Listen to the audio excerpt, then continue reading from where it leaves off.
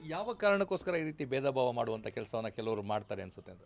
ಕೆಲವರು ಇದ್ದಾರೆ, ಅವ್ರು ಇಲ್ಲದೆ ಹೋದರೆ ಈ ಪ್ರಪಂಚ ಹೀಗೆ ಏನು ಹೇಳಿ, ನಮ್ಮ ಸೀತಾ ಮಾತೆಗೆ ಬಿಟ್ಟಿಲ್ಲ ಏನು ಹೇಳಿ ಅಪವಾದ ಹೊರಿಸಿದ್ರು, ನಮ್ಮ ಮೊಹಮ್ಮದ್ ಪೈಗಂಬರಿಗೆ ಬಿಡ್ನಿಲ್ಲ ಅಪವಾದ ಹೊರಿಸಿದ್ರು, ನಮ್ಮ ಯೇಸು ಅವ್ರಿಗೆ ಅಪವಾದ ಹೊರಿಸಿದ್ರು ಬಿಡ್ನಿಲ್ಲ.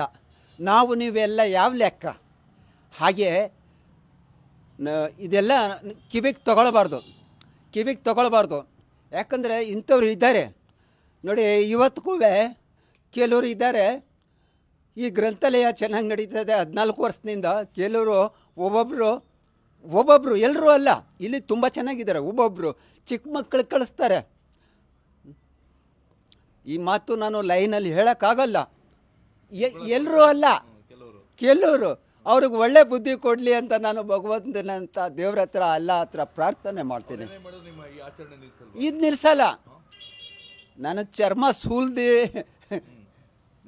ನಿಮ್ಮ ಉಬ್ಬಿದ ರಕ್ತನಾಳಗಳ ಸಮಸ್ಯೆಗೆ ಎವಿಸ್ ಆಸ್ಪತ್ರೆಯಲ್ಲಿ ಕೇವಲ 30 ನಿಮಿಷದ ಲೇಸರ್ ಚಿಕಿತ್ಸೆಯೊಂದಿಗೆ ಮುಕ್ತಿ ಹೊಂದಬಹುದು. ಹೆಚ್ಚಿನ ವಿವರಗಳಿಗಾಗಿ ಸಂಪರ್ಕಿಸಿ 8088837000.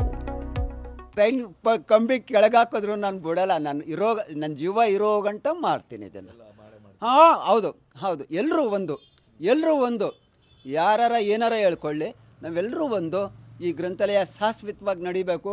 ಇದು ಅಪ್ಪಟ ಗ್ರಂಥಾಲಯ, ಕನ್ನಡ ಗ್ರಂಥಾಲಯ. 365 ದಿವಸನೂ ಇಲ್ಲಿ ಕನ್ನಡ ತೇಲ್ತಾ ಇರ್ತದೆ. ಈಗ ಬೇರೆ ಕಡೆ ನವಂಬರ್ ತಿಂಗಳಲ್ಲಿ ಮಾತ್ರ 1 ತಿಂಗಳು ಆಚರಿಸ್ತಾರೆ, ಮತ್ತು ಮರ್ತು ಬಿಡ್ತಾರೆ.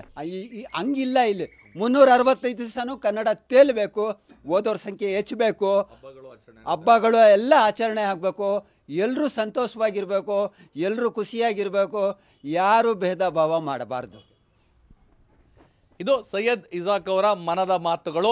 ನಾನು ಈ ಒಂದು ಹಬ್ಬವನ್ನು ನಿರಂತರವಾಗಿ ಆಚರಿಸ್ತೇನೆ, ಎಷ್ಟೇ ವಿರೋಧ ಬಂದರೂ ಪರವಾಗಿಲ್ಲ. ಕನ್ನಡದ ಹಬ್ಬವನ್ನು ಸಹ ಆಚರಿಸ್ತೇನೆ. ನಾನು ಬದುಕಿರುವವರೆಗೂ, ನನ್ನ ಕೊನೆ ಉಸಿರಿರುವವರೆಗೂ ಈ ಆಚರಣೆ ನಿಲ್ಲೋಲ್ಲ ಅನ್ನೋ ಒಂದು ಸ್ಪಷ್ಟ ಮಾತನ್ನು ಹೇಳಿದ್ದಾರೆ. ಕ್ಯಾಮ್ರಾ ಪರ್ಸನ್ ರಘು ಜೊತೆ ರಾಮ್, TV9 ಮೈಸೂರು.